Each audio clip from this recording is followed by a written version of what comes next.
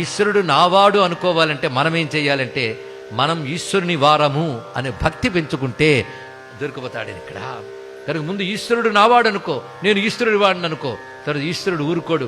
ఎందుకంటే ప్రేమలో ఈశ్వరుడు అంతటి వాళ్ళేడు తెలుసుకోండి. ఇక్కడ మనం వారిని వీరిని ప్రేమిస్తాం, ఆ ప్రేమకి ఏమీ లాభం లేదు. మనసిస్తారా అన్న ఎవడు మనసు పుచ్చుకునే వాడు లేడు. మనసంతా నువ్వే, మనసిస్తారా అంటే ఎన్నాళ్ళు మనసిస్తావు, నాకు కావాల్సింది ఇవ్వంటావు.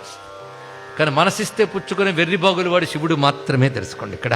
అందుకే అది ఒక్కటిస్తే చాలు, ఇంకేమీ ఇవ్వక్కర్లేదు. ఇది గుర్తుపెట్టుకుంటే చాలు ఇక్కడ. అందుకే శంకరులు అంటారు, నీకేమి ఇవ్వాలయ్యా?